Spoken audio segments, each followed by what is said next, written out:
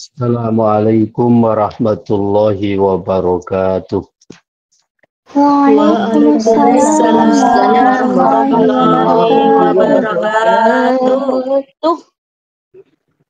Alhamdulillah, assalatu wassalamu ala sayyidina Rasulillah wa ala alihi wa sahbihi wa mawalah. Subhanaka la ilma lana illa ma'allamtana innaka antal alimul hakim.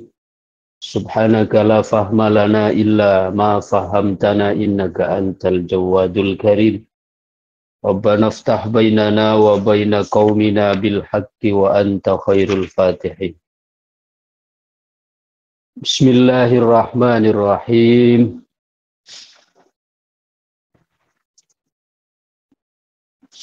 Pada pertemuan minggu yang lalu kita telah membahas Hikam 259 dan 260,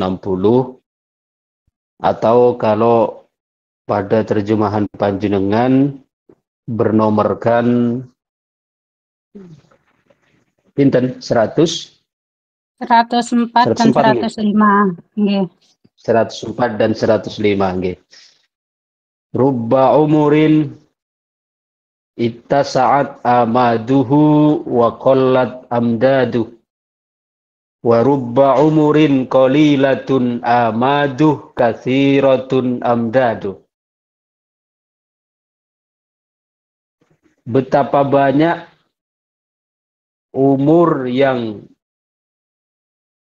luas atau yang panjang masanya, akan tetapi sedikit pertolongan di dalamnya.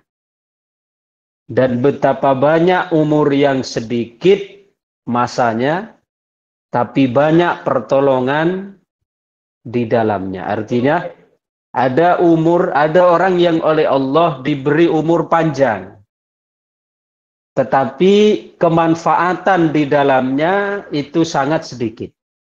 Artinya berarti tidak barokah. Karena walaupun diberi waktu yang panjang, diberi waktu yang lama, ya, diberi umur yang panjang, tapi tidak diisi dengan kemanfaatan-kemanfaatan. Ya. Maka Nabi menyampaikan bahwa khairun nas man tala umruh wa hasuna amaluh.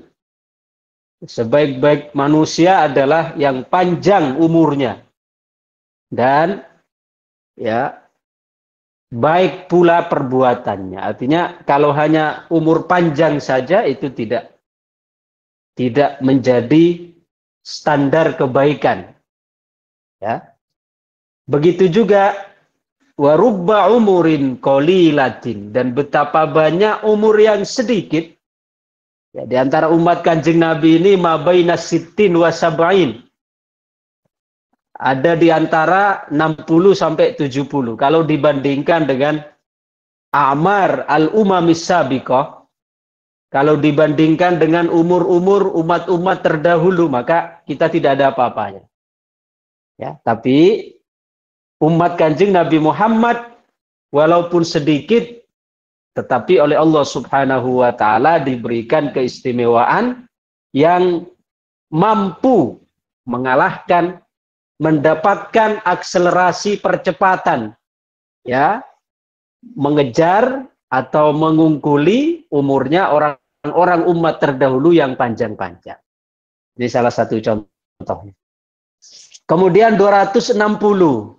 Hikam 260 atau yang 105, man burika lahu fi umuri adraka fi yasirin minaz zaman min minalillahi ta'ala ma la yadkhulu tahta dawairil ibarah wa la tulhikuhu al-isyarah.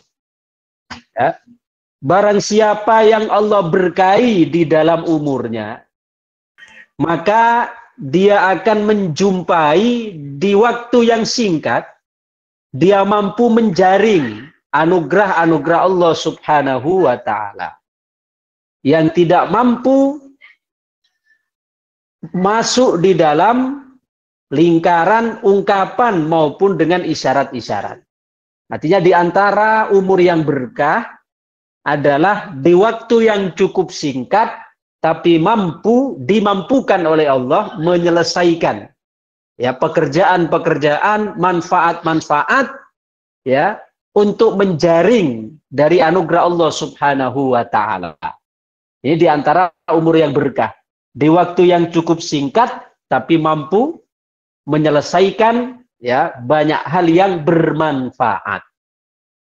Tapi sebaliknya umur yang tidak berkah, waktu yang banyak ya, waktu yang dia lalui padahal panjang lama akan tetapi tidak menghasilkan manfaat-manfaat.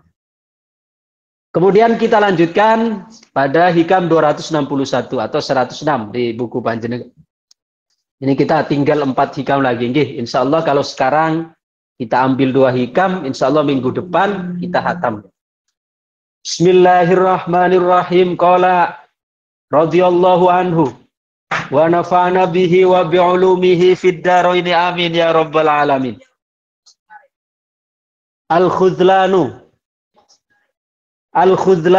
kullal khudlan anta tafarragha minasyawaghil summa la tatawajjaha ilaihi wa takilla awaikuka summa la tarhala ilaihi. Al-khudlanu kullal khudlan. Al-khudlanu ya, tidak adanya taufik. Karena khudlan itu adalah kebalikan dari taufik. Al-khudlanu kullal khudlan. Karena khudlan itu definisinya adalah khalqu qudratin alal ma'siyah. Ya, khalqu qudratin alal ma'siyah. Melakukan atau kekuatan untuk melaksanakan atau mengerjakan maksiat itu namanya khudlan. Ya. Al-khudlanu kullal khudlan anta tafarragha minasyawaghili summa la tatawajjaha ilaih. Wa takilla awaikuka summa la tarhala ilaih. Sebuah khudlan. Artinya tidak adanya taufik. Tidak adanya kekuatan untuk melakukan taat, yaitu anta tafarragha minasyawaghil. Oleh Allah diberikan kesempatan, diberikan waktu, wa takilla awaikuka, bahkan diberikan ujian-ujian yang sedikit. Artinya ujiannya tidak begitu besar, tidak begitu berat. Kemudian waktu-waktunya banyak yang kosong, banyak yang longgar. Tapi summala tarhala ilaih, tapi tidak menghantarkanmu, tidak menjadikan kamu mampu untuk berjalan menuju Allah. Ya. Berarti ini juga masih satu makna dengan hikam sebelumnya.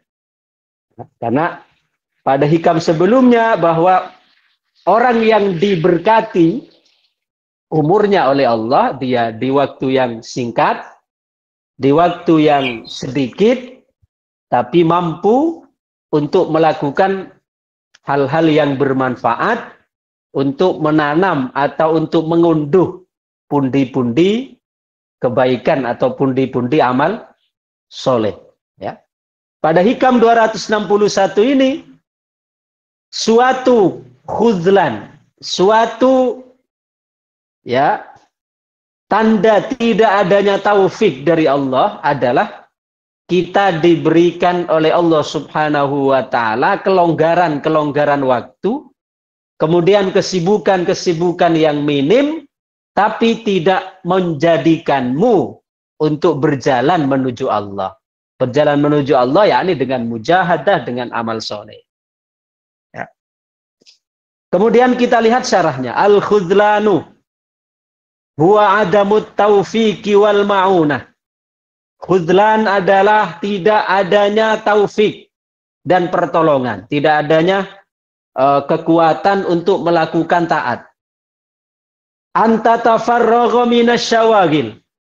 Engkau diberi kelonggaran dari kesibukan-kesibukan, yakni ad-dunyawiyah, bi ayyakuna indaka ma yakfika minad dunya.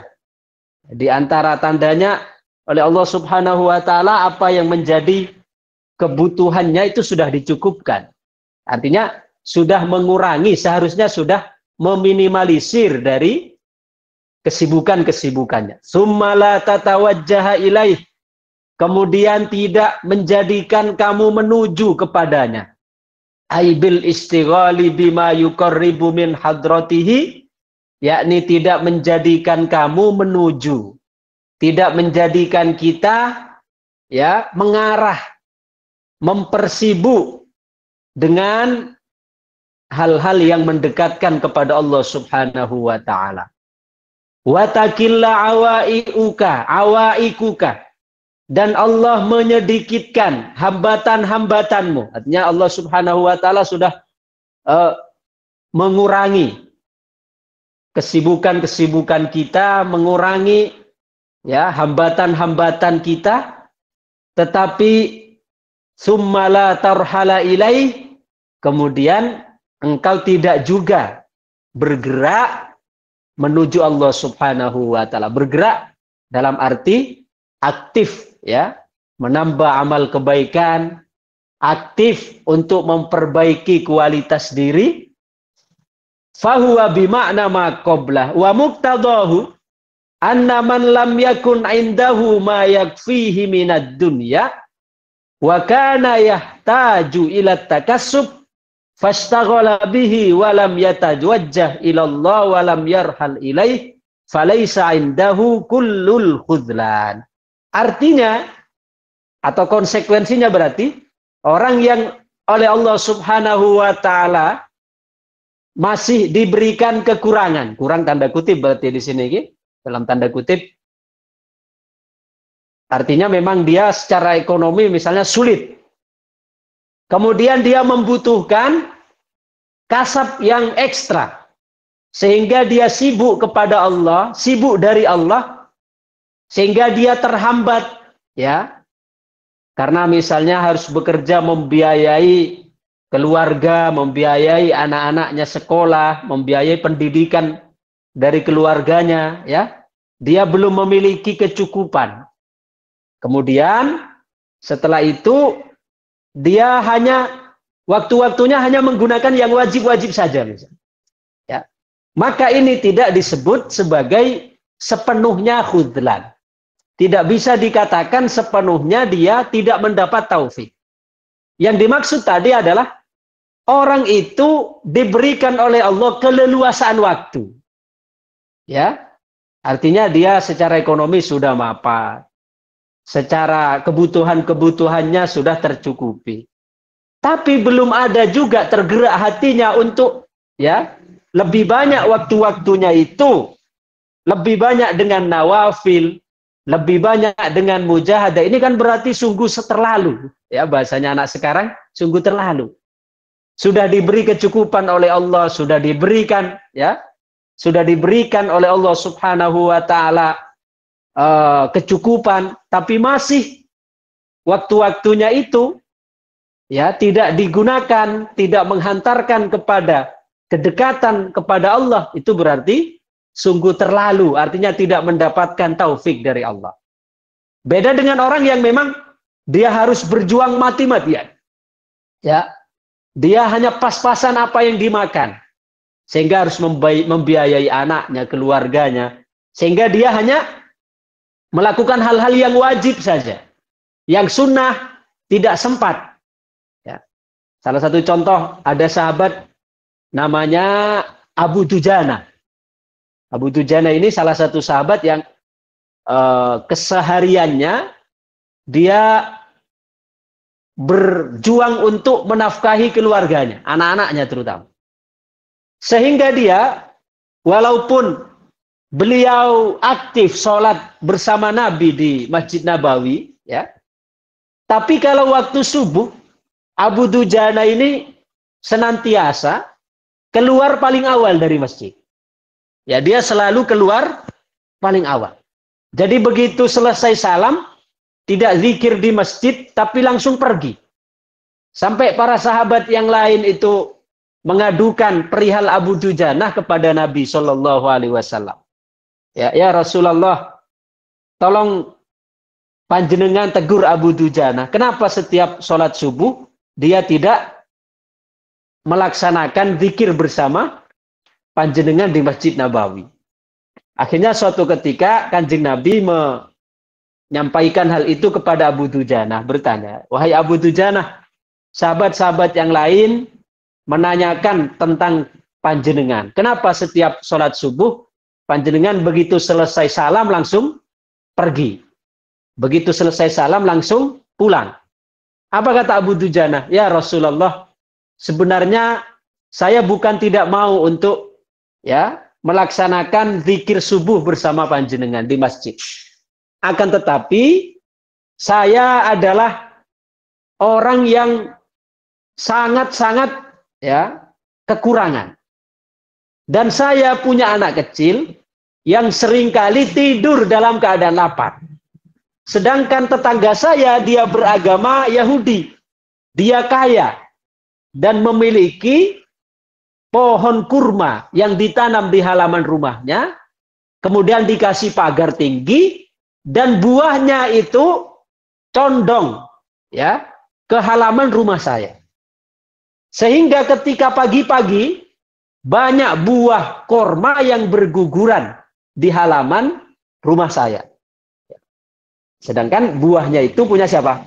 Orang Yahudi. Maka saya pulang lebih dulu ya Rasulullah, karena khawatir, takut lebih dulu anak saya yang masih kecil, yang tidur dalam keadaan lapar, dia bangun terlebih dahulu sebelum saya datang. Lalu dia melihat ada korma di halaman rumah saya khawatir dia lebih dulu mengambil buah korma itu, padahal punya tetangga saya yang beragama Yahudi. Nah, ini adalah di antara orang apa? Orang yang memotretkan bahwa dia orang yang tidak begitu maksimal dalam melaksanakan ibadah-ibadah nawafil. Tapi yang wajib tetap dikerjakan. Tapi karena tuntutan yang seperti itu, maka yang demikian tidak termasuk al-khudlan. Baik.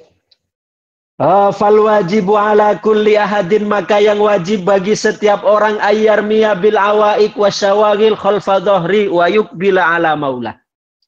Maka yang wajib bagi setiap seseorang, khususnya orang mukmin di sini maksudnya, untuk melemparkan, untuk meletakkan kesibukan-kesibukannya di depan, di belakang pundaknya, lalu kemudian menghadap kepada Allah Subhanahu wa Ta'ala. Artinya, hendaknya kita ketika menghadap Allah Subhanahu wa Ta'ala itu betul-betul melonggarkan waktu.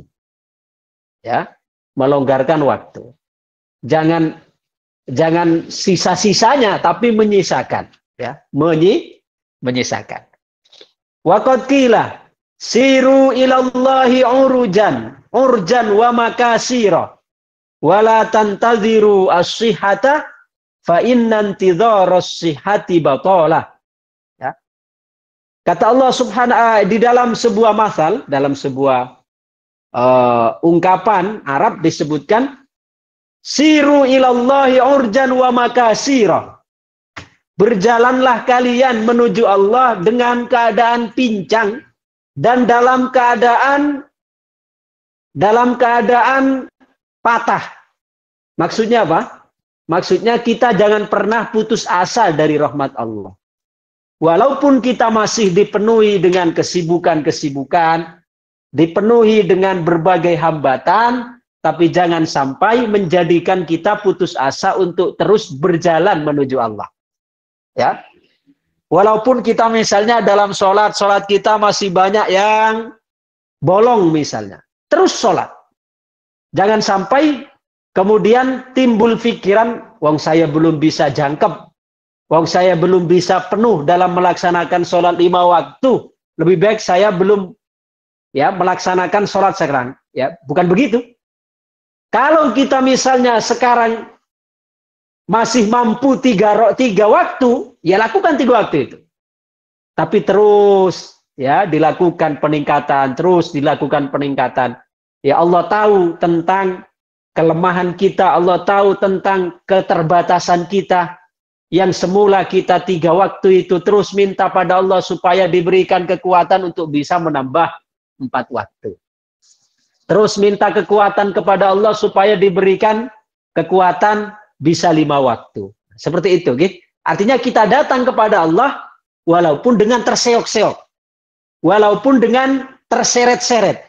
Walaupun dengan kaki yang pincang. Dalam arti penuh dengan hambatan, penuh dengan kesulitan. Ya. Waqad qila siru ilallahi urjan wa makasir wala tantadhirus sihah. Dan janganlah kamu menunggu waktu sehat. Karena ini sering menjadi tipuan atau umpan bagi setan untuk memperdaya kita. Kamu sekarang masih sakit. Nanti saja kalau sudah sehat baru maksimalkan ibadah yang sungguh-sungguh. Sekarang kamu masih sakit, maka tidak apa-apa, kamu tinggalkan dulu ibadahmu. Nah, ini termasuk diantara bujuk rayuan setan. Padahal kalaupun toh nanti betul-betul sehat, itu tidak ada jaminan dia juga akan maksimal dalam ibadahnya. Ya. Jadi orang jika dalam keadaan sempit dia sudah tidak bisa menjaga ibadah. Dalam keadaan lapang pun dia juga akan mengentengkan. Bisa kita lihat. Orang yang mengentengkan ibadah di kala sempit, itu akan juga mengentengkan ketika dia lapang. Tapi sebaliknya, orang yang masih memperhatikan ibadahnya, dikala dalam keadaan sempit, maka dalam keadaan lapang pun dia juga akan menjaga. Ya, dia akan tetap menjaga. Maka kadang ketika kita dalam keadaan terhimpit, dalam keadaan sempit, selalu ada bisikan-bisikan, wah kamu sekarang masih dalam keadaan susah, dalam keadaan sulit. Nanti saja ketika sudah keadaan semua baik-baik saja baru kamu maksimalkan ibadah. Ini diantara bisikan yang dihembuskan oleh setan. Untuk apa? Kita nanti kalaupun punya waktu yang longgar, juga akan dibikin bisikan yang sama. Wah, kamu sekarang longgar, tapi kesempatan masih panjang, nanti saja ketika engkau lebih longgar lagi.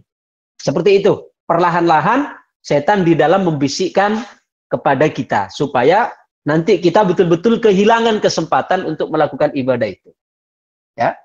Makanya di antara yang disabdakan oleh Nabi, irtanim khomsan qabla khomsin. Jagalah perkara 5 sebelum datang yang 5. Yang pertama adalah hayatik qabla mautik. Jagalah hidupmu sebelum matimu. Artinya maksimalkan ibadah ini ketika kita hidup sebelum datang kematian. Kemudian sehatik qabla sakomik. Jaga di waktu waktu sehat sebelum datang waktu sakit. Ya, kemudian disuruh jaga waktu lapang sebelum datang waktu sempit. Ya, dan seterusnya. Ini adalah menunjukkan supaya kita punya manajemen di dalam menjaga amal kebaikan kita dalam kehidupan sehari-hari ini. Karena setan itu begitu lembut, begitu halus di dalam berupaya untuk menjerumuskan kita, perlahan-lahan dibisiki dengan bisikan-bisikan yang lembut. Jadi dia menggiringnya dengan opini-opini yang logis. Kamu sekarang masih sempit, nanti saja ketika lapang. Ya. Wa qala ta'ala, dan Allah berfirman, infiru khifafan wa thiqalan. Maka berlarilah kalian baik secara perlahan maupun secara kencang. Artinya Allah Subhanahu wa taala tahu dengan kapasitas kita, sesuai dengan kemampuan kita. Karena la yukallifullahu nafsan illa wus'aha. Baik, kita tambah satu lagi. Wa qala radhiyallahu anhu al-fikratu sayrul qalbi min mayadinil aghyar. Fikrah, merenung, adalah perjalanan hati di dalam maidan-maidan aghyar. Ya, aghyar itu makhluk. Aghyar itu segala sesuatu selain Allah. Apa maksudnya dari fikiran adalah perjalanan hati di dalam medan yakni lapangan, di dalam lapangan-lapangan makhluk. Artinya begini. Ketika seorang memfungsikan akal pikirannya untuk merenung, untuk tafakkur, maka akan menjadikan dia hatinya melakukan perjalanan. Ya, melakukan perjalanan dari yang semula misalnya dia adalah orang yang hubbud dunia. Maka dengan tafakkur, dengan berpikir itu akan menjadikan dia orang yang hubbul akhirah.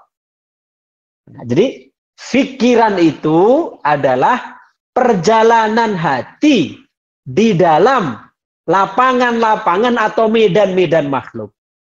Kalau yang semula misalnya, dia adalah orang yang tidak takut dengan siksa.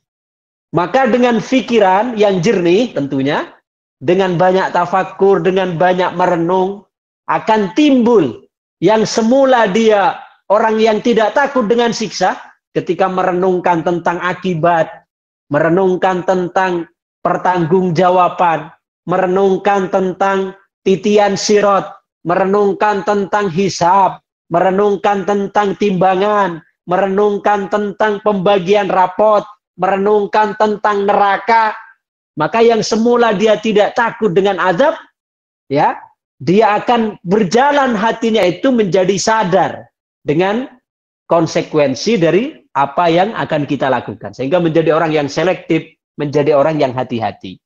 Ini yang dimaksud, al-fikratu sayrul qalbi min mayadinil aghyar. Fa'idha tafakkara fi wujudil makhlukat. Nah, di antaranya adalah ketika seseorang misalnya merenungkan tentang makhluk ini. Hadahu dzalika tafakkur ila wujudi mujidihim. Maka dengan tafakkur itu akan menggiringnya kepada kesadaran terhadap keberadaan Tuhan yang menciptakan. Ya. Adanya makhluk yang besar, yang kecil, bahkan ada makhluk yang tidak bisa dilihat dengan mata kepala, tapi bisa dilihat dengan mikroskop. Ya, seperti misalnya kuman, virus, dan seterusnya. Itu juga makhluk Allah. Yang juga memiliki memiliki kehidupan. Yang berarti juga memiliki organ. Yang berarti juga memiliki jaringan. Nah, coba, siapa yang mengatur itu? Allah Subhanahu wa Ta'ala. Dengan kita memikirkan, contohnya memikirkan makhluk Allah, memikirkan ciptaan, maka akan menjadikan kita sadar terhadap penciptanya. Wahada tafakkurul ammah. Ini adalah model tafakkurnya orang umum. Wa idza tafakkara fil hasanat. Dan jika contohnya lagi orang merenungkan tentang kebaikan-kebaikan. Wa ma yatarattabu 'alaiha minas shawab. Dan merenungkan tentang pahala-pahala. Wal qurbi minal maula. Dan merenungkan kedekatan dengan Allah. Fa'alaha wazdada raghbatan fiha. Maka akan lahir dari tafakkur yang model ini, yaitu semangat, motivasi untuk terus beribadah. Au fis sayyi'at, atau contohnya lagi tafakkur merenung dalam dosa-dosa, merenungkan tentang siksa, merenungkan tentang larangan umpamanya. Maka akan melahirkan tarokaha walam yuqarribha. Maka dia akan meninggalkan maksiat. Dan ini adalah tafakkurnya orang-orang para abad para hamba. Wa idza tafakkara fi fana'id dunya, dan jika dia misalnya merenung tentang sirnanya dunia, wa qillati wafa'iha litullabiha, dan sedikitnya kesetiaan dunia pada orang-orang yang mencarinya. Artinya, apa maksudnya sedikitnya kesetiaan dunia yang kita cari kepada orang-orang yang mencari? Coba, dunia yang kita cari mati-matian itu, yang kita perjuangkan mati-matian, pada akhirnya apa? Justru dunia yang kita perjuangkan mati-matian itu, ketika kita mati, apa yang diberikan? Hanya memberikan sepetak tanah ukuran 1 meter lebih, panjang 1,5 meter lah, taruhlah paling panjang, ya. Kemudian lebarnya hanya sekitar 50 cm, untuk apa? Untuk persemayaman jasad kita. Selebihnya, dunia ini tidak memperkenankan dirinya untuk kita bawa. Walaupun kita yang hidup ini misalnya punya tanah yang ratusan hektar, apakah ratusan hektar dari tanah itu semua dijadikan makam? Tidak. Hanya seukuran tubuh saja itu yang diperkenankan. Kemudian kita yang punya bangunan, yang punya rumah megah, istana, villa, dan seterusnya. Apakah dia berkenan dunia itu untuk kita tempati ketika kita mati? Tidak.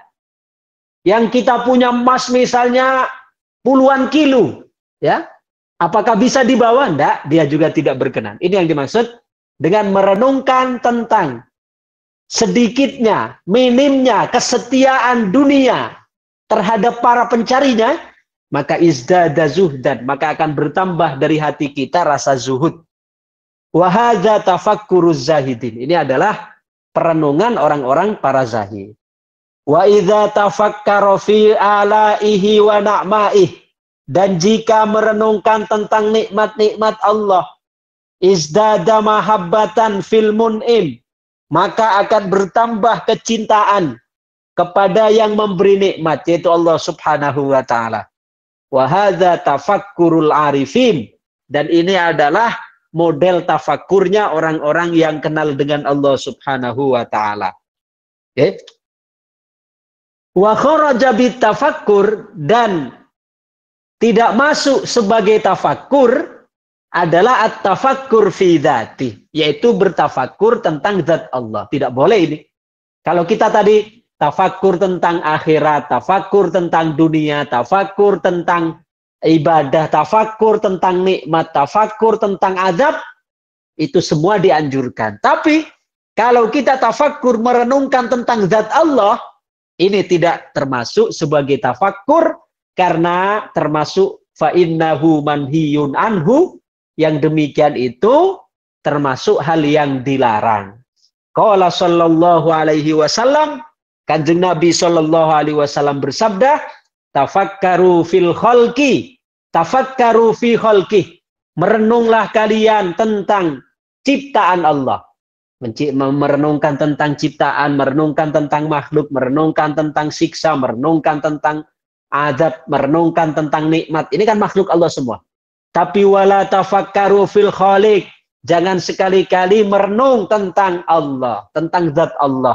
Fa innakum lan taqdiruna qadrah, karena kamu tidak akan mampu untuk menjangkaunya. Artinya kalau kita terbesit dalam pikiran untuk merenungkan zat Allah, maka harus segera ditepis. Karena akal kita tidak akan mampu untuk menampungnya, malah bahkan setan yang akan terus menjerumuskan kita, memasukkan pikiran-pikiran yang tidak sesuai dengan keagungan Allah Subhanahu wa taala, sehingga akan terjatuh kepada semisal tasbih. Tasbih yang menyerupakan Allah dengan makhluk. Atau bahkan terjatuh kepada ta'til, yakni apa? Mengosongkan atau mengosongkan Allah dari kekuasaan-kekuasaan itu. Oke, ini bahasan kita hari ini. Insya Allah kita tinggal 2 hikam lagi, 363, 263 dan terakhir 264. Insya Allah kita khatamkan pada hari Rabu yang akan datang. Al-Fatihah. A'udzubillahi minasyaitonirrajim. Bismillahirrahmanirrahim. Alhamdulillahirabbil alamin. Ar-Rahmanir Rahim, Maliki Yaumiddin, Iyyaka na'budu wa iyyaka nasta'in. Ihdinas siratal mustaqim, siratal ladzina an'amta 'alaihim ghairil maghdubi 'alaihim waladdallin. Amin. Allahumma shalli wa sallim wa barik ala sayyidina Muhammadin wa ala alihi wa sahbihi ajma'in. Alhamdulillahi rabbil alamin. Hamdan yuwafi ni'amahu wa yukafi'u mazidah. Ya Rabbana lakal hamd kama yanbaghi li jalali wajhika wa 'azimi sultanik. Rabbana hab lana min azwajina wa dzurriyyatina qurrata a'yun waj'alna lil muttaqina imama. Allahumma la tusallit 'alaina syaitanan marida wala insanan hasuda wa inna ala dzikrika wa syukrika bi ja'i khatami anbiya'ika wa rusulik. Rabbana atina fid dunya hasanah wa fil akhirati hasanah wa qina adzabannar. Sallallahu ala sayyidina Muhammad wa ala alihi wa sahbihi wa baraka wa sallam. Subhana rabbika rabbil izzati amma yasifun. Wassalamun alal mursalin. Walhamdulillahi rabbil alamin. Al-Fatihah.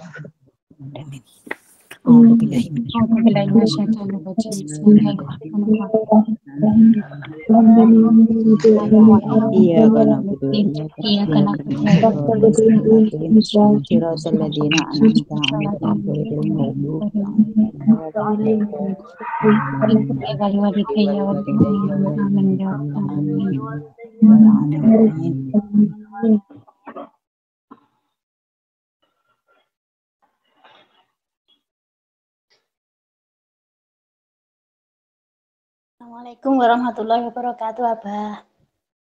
Waktunya habis. Nyuwun barokah doaipun kagem yoga kula ingkang dirawat teng rumah sakit. Pun turun. Nggih biniyatis syifa wassalamah wal afiyah li mardana wa mardal muslimin khassatan ila man dzukira asma'uh. Al-Fatihah. A'udzu billahi minasyaitonir rajim.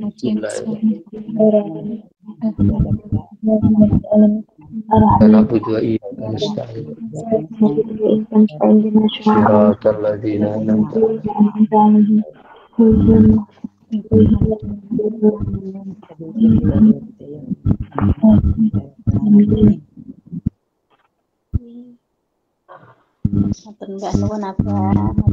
Nggih, sami-sami. Alhamdulillahirabbil alamin. Kajian kitab Al-Hikam dan doa di pagi hari ini sudah berjalan dengan baik.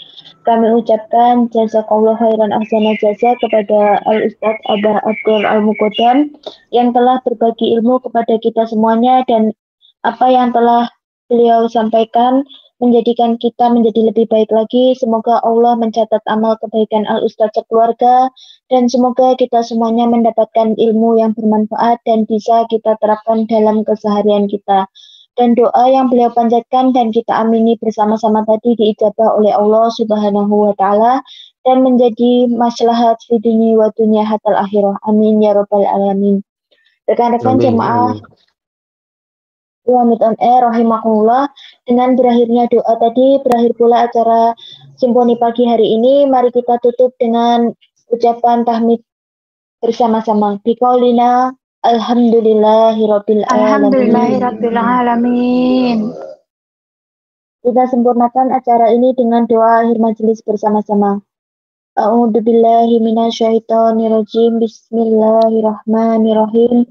Allahumma sholli ala sayyidina Muhammad wa ala ali sayyidina Muhammad. Subhanakallahumma wa bihamdika asyhadu an la ilaha illa anta astaghfiruka wa atubu ilaik. Subhanakallahumma wa bihamdika asyhadu an la ilaha illa anta astaghfiruka wa atubu ilaik. Rabbana atina fil akhirati hasanah wa fil akhirati hasanah. Subhana rabbika rabbil izzati amma yasifun. Wassalamun ala al-mursalin walhamdulillahi rabbil alamin. Alhamdulillah, semoga dengan doa akhir majelis kita semuanya selalu dilindungi dan diridhoi oleh Allah Subhanahu wa Ta'ala. Amin. Kita hantarkan Al-Ustaz Abah Abdul Al-Muqaddam untuk beraktivitas kembali di Indonesia. Wassalamualaikum warahmatullahi wabarakatuh. Waalaikumsalam warahmatullahi wabarakatuh. Alhamdulillah, matur nuwun Abah, berkah barokah Nggih, ilmunipun. sami-sami. Amin, amin.